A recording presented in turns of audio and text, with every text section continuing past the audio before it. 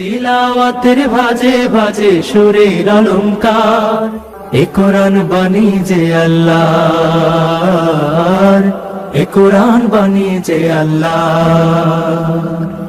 আসসালামু আলাইকুম ওয়া রাহমাতুল্লাহি ওয়া বারাকাতুহু। আস-সুন্নাহ ফাউন্ডেশনের অনন্য আয়োজন সহজ সূত্রে কোরআন শিখির চতুর্থ পর্বে আপনাদেরকে স্বাগতম। সম্মানিত শিক্ষার্থীবৃন্দ, আলহামদুলিল্লাহ আমরা গত ক্লাসে 19টি হরফ শিখেছিলাম। আজকে আমরা এই হরফগুলো আবার একবার বলবো, আপনারা আমার সাথে বলুন। আলিফ বা তা সা জিম হা খ দাল যাল রা জা সিন শিন صاد ضاد طاء ظاء আইন গইন। আলহামদুলিল্লাহ খুব অল্প সময়ে আমরা 19টি হরফ সম্পন্ন করতে পেরেছি আলহামদুলিল্লাহ। আজকে আমরা বাকি হরফগুলো শিখব। বাকি 10টি হরফ আমাদের সামনে রয়েছে, আপনারা স্ক্রিনে লক্ষ্য করুন। 10টি হরফ আমরা দেখতে পাচ্ছি, আপনারা আমার সাথে বলুন। ফা কফ কাফ লাম মিম নুন ওয়াও হা হামজা ইয়া। ফা হরফটি আপনারা স্ক্রিনে দেখতে পাচ্ছেন। ফা হরফটি উচ্চারণের ক্ষেত্রে বারিক হবে এবং এক আলিফ টেনে পড়তে হবে। আপনারা আমার সাথে আবার বলুন। ফা। স্ক্রিনে দেখতে পাচ্ছেন ফায়ের মাখরাজ। ফায়ের মাখরাজ হলো নিচের ঠোঁটের প্যাড সামনের উপরের দুই দাঁতের আগার সঙ্গে লাগিয়ে উচ্চারিত হয়। আপনারা আমার সাথে আবার বলুন। ফা ফা। পরবর্তী হরফ কফ। ফায়ের একটি নোক্তা, কফের দুইটি নোক্তা। আমরা যদি পার্থক্য করতে চাই ফা এবং কফের মধ্যে, কিভাবে বুঝবো? ফায়ের উপর এক নোক্তা এক ফোঁটা এবং কফের উপর দুইটি ফোঁটা। কফ উচ্চারণের ক্ষেত্রে একটু মোটা করে উচ্চারণ করতে হবে। আপনারা আমার সাথে আবার বলুন। কফ। আরেকবার চেষ্টা করুন। কফ। কফ উচ্চারণের ক্ষেত্রে অবশ্যই 3 আলিফ টেনে পড়তে হবে। আবার বলুন কফ। কফের মাখরাজ স্ক্রিনে লক্ষ্য করুন। এখানে আমরা মাখরাজের বা উচ্চারণের স্থান দেখতে পাচ্ছি। কফের মাখরাজ হলো জিহ্বার গোড়া তার বরাবর উপরে তালুর সঙ্গে লাগিয়ে উচ্চারিত হয়। জিহ্বার গোড়া তার বরাবর উপরে তালুর সঙ্গে লাগিয়ে উচ্চারিত হয়। আপনারা উচ্চারণ করুন কফ। আবার বলুন কফ। আলহামদুলিল্লাহ আজকে আমরা 2টি হরফ শিখলাম। তৃতীয় নম্বর হরফটির নাম হলো কাফ। তৃতীয় নম্বর হরফটির নাম কাফ। কাফ উচ্চারণের ক্ষেত্রে অবশ্যই পাতলা করে উচ্চারণ করতে হবে এবং 3 আলিফ টেনে পড়তে হবে। আপনারা আমার সাথে চেষ্টা করুন। কাফ। আবার বলুন কাফ। কাফের মাখরাজ আমরা স্ক্রিনে দেখতে পাচ্ছি। কাফের মাখরাজ হলো জিহ্বার গোড়া থেকে একটু আগে বাড়িয়ে তার বরাবর উপরে তালের সঙ্গে লাগিয়ে উচ্চারিত হয়। তাহলে আমরা কফ যেখান থেকে উচ্চারণ করেছি একটু আগে বাড়িয়ে সেখান থেকে আমরা তার বরাবর উপরে তালের সঙ্গে লাগিয়ে হরফটি উচ্চারণ করব। আপনারা আবার চেষ্টা করুন। কাফ। কাফ হরফটি চেনার ক্ষেত্রে অবশ্যই সহজ উপায় হলো যে কাফের উপরে কোনো নোক্তা নেই, কোনো ফোঁটা নেই। কাফের ভিতরে একটি ইংলিশ হরফ এস যুক্ত রয়েছে, আপনারা দেখতে পাচ্ছেন। পেটের ভিতরে একটি এস আছে, এটা আপনারা দেখলেই বুঝতে পারবেন ইনশাআল্লাহ। পরবর্তী হরফ লাম। লাম হরফটি উচ্চারণের ক্ষেত্রে অবশ্যই বারিক হবে এবং 3 আলিফ টেনে পড়তে হবে। আপনারা আমার সাথে বলুন লাম।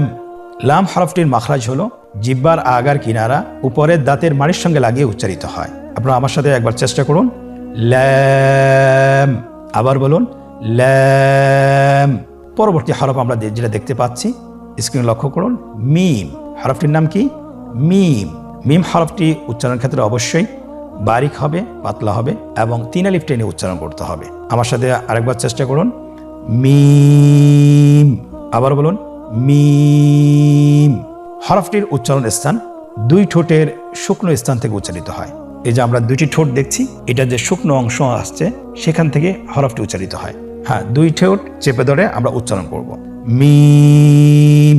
আবার বলুন মিম। আলহামদুলিল্লাহ আমরা আজকের পর্বে অনেকগুলো হরফ শিখলাম। পরবর্তী হরফের নাম হলো নুন। আপনারা স্ক্রিনে দেখতে পাচ্ছেন নুন হরফটির উপর একটি নোক্তা রয়েছে। একটি নোক্তা যদি থাকে তাহলে আমরা বুঝতে পারবো যে এটা হরফটি হলো নুন। নুন হরফটি উচ্চারণের ক্ষেত্রে অবশ্যই পাতলা করে উচ্চারণ করতে হবে এবং 3 আলিফ টেনে পড়তে হবে। আপনারা আমার সাথে বলুন নুন। আরেকবার চেষ্টা করুন নুন। নুন হরফটির উচ্চারণ স্থান হচ্ছে জিহ্বার আগা তার বরাবর উপরে তালুর সঙ্গে লাগিয়ে উচ্চারিত হয়। আপনারা স্ক্রিনে দেখতে পাচ্ছেন জিহ্বার আগা তার বরাবর উপরে তালুর সঙ্গে লাগিয়ে উচ্চারিত হয়। আপনারা জিহ্বার আগাটা তার বরাবর উপরে তালুর সঙ্গে লাগিয়ে উচ্চারণ করুন এবং আমার সাথে বলুন নুন। আবার বলুন নুন। আজকের পর্বের পরবর্তী হরফটি হলো ওয়াও। আমরা স্ক্রিনে দেখতে পাচ্ছি ওয়াও হরফটি উচ্চারণের ক্ষেত্রে বারিক হবে এবং 3 আলিফ টেনে পড়তে হবে। আপনারা আমার সাথে বলুন ওয়াও। ওয়াও। দুই ঠোঁট গোল করে মাঝখানে ফাঁক রেখে হরফটি উচ্চারণ করতে হবে। আপনারা আমার সাথে বলুন ওয়াও। আবার বলুন ওয়াও। আবার বলুন ওয়াও। আলহামদুলিল্লাহ, আমরা 7টি হরফ শিখে ফেলেছি। বাকি 3টি হরফ আমরা এখন শিখব। আপনারা স্ক্রিনে লক্ষ্য করুন। পরবর্তী হরফটির নাম কি? হ্যাঁ। হ্যাঁ। হা হরফটি উচ্চারণ ক্ষেত্রে অবশ্যই বারিক হবে এবং এক আলিফ টেনে পড়তে হবে। আপনারা আমার সাথে বলুন হ্যাঁ। হ্যাঁ। হরফটি উচ্চারণের স্থান কণ্ঠনালীর শুরু হতে, অথবা আমরা যদি আরবিতে বলি হলকের শুরু হতে এই হরফটি উচ্চারিত হয়। কণ্ঠনালীর শুরু থেকে উচ্চারণ করুন হ্যাঁ। হ্যাঁ। আলহামদুলিল্লাহ। পরবর্তী হরফটির নাম হলো হামজা। পরবর্তী হরফটির নাম হামজা। হামজা হরফটি উচ্চারণ ক্ষেত্রে বারিক করে উচ্চারণ করতে হবে এবং এখানে টেনে পড়া যাবে না, দ্রুত পড়তে হবে। আপনারা আমার সাথে বলুন হামজা। হামজা। হামজা হরফটি উচ্চারণের স্থান হায়ের মতোই। হা হরফটি যেখান থেকে আমরা উচ্চারণ করেছি একই জায়গা থেকে আমরা হামজা হরফটি উচ্চারণ করব হলকের শুরু হতে। আপনারা আমার সাথে বলুন হামজা। আবার বলুন হামজা। মাশাআল্লাহ। পরবর্তী হরফটির নাম হলো ইয়া। পরবর্তী হরফটির নাম ইয়া। পরবর্তী হরফটির নাম কি? ইয়া। ইয়া হরফটি উচ্চারণের ক্ষেত্রে বারিক হবে এবং এক আলিফ টেনে পড়তে হবে। ইয়া। আবার বলুন ইয়া। ইয়ার মাখরাজ কোন জায়গা থেকে উচ্চারিত হয়? ইয়া উচ্চারিত হয় জিহ্বার মধ্যখান তার বরাবর উপরে তালুর সঙ্গে লাগিয়ে উচ্চারিত হয়। আমরা জিহ্বার মধ্যখানটাকে উপরে তালুর সঙ্গে লাগিয়ে উচ্চারণ করি ইয়া। আবার বলুন ইয়া। আলহামদুলিল্লাহ, আমরা খুব অল্প সময় 10টি হরফ শিখে ফেলেছি। আমরা শুরু থেকে আবার আরেকবার বলি ফা, কফ, কাফ, লাম, মিম, নুন, ওয়াও, হা, হামজা, ইয়া। আলহামদুলিল্লাহ, আমরা খুব অল্প সময় 10টি হরফ শিখে ফেলেছি। এখন আমরা 10টি হরফের লিখন রূপ দেখব, কিভাবে লিখতে হয়। হরফগুলো আমরা চিনলাম এবং আমরা শিখলাম, কিন্তু কিভাবে লিখতে হয় সেটা আমাদেরকে জানা দরকার। আমরা জানি আরবি হরফ ডান দিক থেকে শুরু করতে হয়, বাম দিকে শেষ করতে হয়। আমরা স্ক্রিনে লক্ষ্য করি, প্রথম হরফটি হলো ফা। আমরা বা হরফটি যেভাবে লিখেছিলাম ফা হরফটি সেভাবে লিখবো, শুধুমাত্র একটু পার্থক্য, ডান দিকে মাথাটাকে একটু গোল করে দিব এবং উপরে একটি নোক্তা বসিয়ে দিব। দেখুন স্ক্রিনে ফা হরফটি হয়ে গিয়েছে। পরবর্তী হরফ কফ। কফ হরফটি আমরা গোল করে লিখতে হবে। সিনের সেকেন্ড মাত্রা যেভাবে আমরা লিখেছি সেভাবেই সিনের সেকেন্ড মাত্রার মতো লিখব, শুধুমাত্র ডান পাশের অংশটিকে আমরা গোল করে দেব এবং উপরে 2টি নোক্তা বসিয়ে দেব, তাহলে হয়ে যাবে কফ। স্ক্রিনে দেখতে পাচ্ছেন কফ হরফটি কিভাবে লেখা হচ্ছে। পরবর্তী হরফ কাফ। কাফ হরফটিও একই রকম ভাবে লেখা হচ্ছে। দেখুন ডান দিক থেকে শুরু করে বাম দিকে শেষ হলো এবং মাঝখানে একটি ইংরেজি হরফ এস এর মতো বসিয়ে দিলে হয়ে যাবে, কাফ হরফটি হয়ে গেল। পরবর্তী হরফটি আমরা স্ক্রিনে লক্ষ্য করি, লাম কিভাবে লিখতে হয় আলিফের মতোই, শুধুমাত্র দ্বিতীয় অংশটি একটু গোল করে উপরের দিকে গিয়ে শেষ করতে হবে। লাম হরফটি হয়ে গেল। পরবর্তী হরফটি হলো মিম। আমরা দেখতে পাচ্ছি মিম হরফটি কিভাবে লিখতে হয়, স্ক্রিন লক্ষ্য করুন। মিম হরফটি লেখা হচ্ছে, খুব সহজেই মিম হরফটি লেখা হয়ে গেল। পরবর্তী হরফ নুন। নুন হরফটি কিভাবে লিখতে হয়, কফ হরফটি যেভাবে লিখিয়েছি সেভাবে লিখতে হবে, শুধুমাত্র কফের গোল অংশটি থাকবে না এবং সেখানে একটি ফোঁটা বসিয়ে দিতে হবে। দেখুন নুন হরফটি হয়ে গেল। আলহামদুলিল্লাহ। পরবর্তী হরফ ওয়াও। ওয়াও আমরা কিভাবে লিখব? আমরা শুরুতে যেভাবে র লিখেছিলাম শুধুমাত্র রয়ের উপরের মাথাটা গোল করে আমরা লিখে ফেলবো। ওয়াও হরফটি লেখা হচ্ছে। আলহামদুলিল্লাহ, ওয়াও হরফটি লেখা শেষ হলো। তাহলে আমরা ওয়াও হরফটি এভাবেই লিখব। পরবর্তী হরফ হলো হ্যাঁ। হা হরফটি কিভাবে লিখতে হবে দেখুন, যদি আমরা নুনের মতো লিখি শুধুমাত্র উপরের 2টি অংশ আমরা বের করে দিব, 2 দিক থেকে বের করে দেব। দেখুন হা হরফটি কিভাবে লিখছে, হা হরফটি লেখা হয়েছে। আলহামদুলিল্লাহ। পরবর্তী হরফ হামজা। হামজা হরফটি আমরা কিভাবে লিখবো, স্ক্রিন লক্ষ্য করুন। আইনের উপরের যে অংশটি যেভাবে আমরা লিখেছি সেভাবে লিখতে হবে। দেখুন স্ক্রিন লেখা হচ্ছে। আলহামদুলিল্লাহ, স্ক্রিন লেখা হয়েছে, হামজা হরফটি লেখা হয়েছে। আজকের পর্বের শেষ হরফ ইয়া। ইয়া কিভাবে লিখতে হবে স্ক্রিন লক্ষ্য করুন। হামজা যেভাবে লিখেছি সেভাবেই লিখবো, শুধুমাত্র দ্বিতীয় অংশটা আমরা বায়ের মতো লিখব। বায়ের যে দ্বিতীয় অংশটা এবং ইয়ারও দ্বিতীয় অংশটা একই রকম হবে। তাহলে ইয়া হরফটি সুন্দরভাবে হয়ে গেল। আলহামদুলিল্লাহ, আমরা তাহলে আজকের পর্বে 10টি হরফ শিখেছি, পাশাপাশি আমরা লিখন শিখেছি। আলহামদুলিল্লাহ, আমরা বারবার প্র্যাকটিস করার চেষ্টা করব এবং বারবার অনুশীলন করার চেষ্টা করব। আল্লাহ সুবহানাহু ওয়া তাআলা আমাদেরকে তৌফিক দান করুন। এখন আমরা একটি মজার পর্বে প্রবেশ করব, যেখানে আমরা আজকে কতটুকু শিখতে পেরেছি সেটা নিজেদেরকে যাচাইয়ের মাধ্যমে আমরা জানতে পারবো যে আমরা আজকের পড়াটা কি আমাদের সম্পন্ন হয়েছে কিনা। তাহলে আসুন দেরি না করে আমরা একটু দেখি আমরা কতটুকু শিখতে পেরেছি। আপনারা স্ক্রিন লক্ষ্য করুন, স্ক্রিন দেখতে পাচ্ছেন অনুশীলন। এখানে প্রায় 4টি প্রশ্ন রয়েছে। 4টি প্রশ্নের সঠিকভাবে উত্তর দিতে হবে। 1 নম্বর হলো নিম্নের হরফগুলো সঠিক নামের জায়গায় লিখুন, সঠিক নামের জায়গায় লিখুন এবং পড়ুন। আমরা দেখতে পাচ্ছি এখানে 3টি রো দেওয়া আছে। উপরের রোতে হরফগুলো দেওয়া আছে, নিচের রোতে বাংলা উচ্চারণ দেওয়া আছে এবং মাঝখানের রোটি খালি রাখা হয়েছে।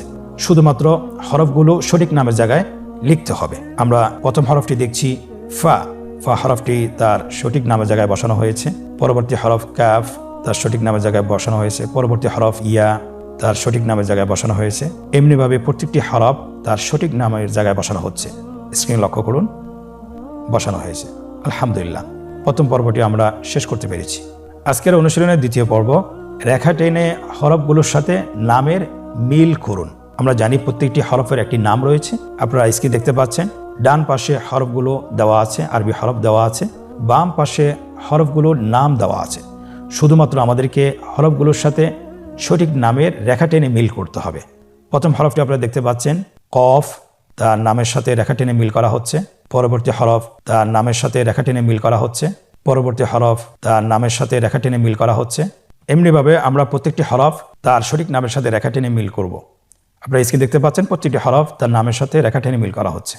আলহামদুলিল্লাহ, আজকের অনুশীলনের দ্বিতীয় পর্বটিও আমরা সম্পন্ন করতে সক্ষম হয়েছি। আলহামদুলিল্লাহ।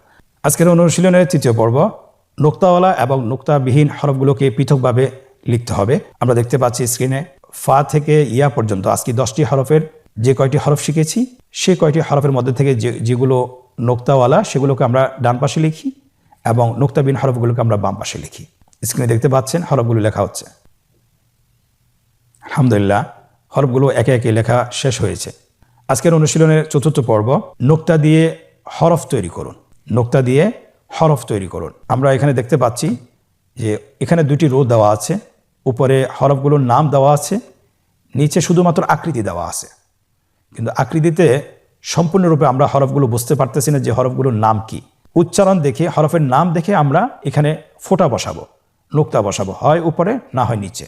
নাম অনুসারে যদি আমরা নোক্তা বসাতে পারি তাহলে হরফ তৈরি হয়ে যাবে। আপনারা স্ক্রিনে দেখতে পাচ্ছেন প্রথম হরফটি আমাদের কাছে চাওয়া হয়েছে কফ।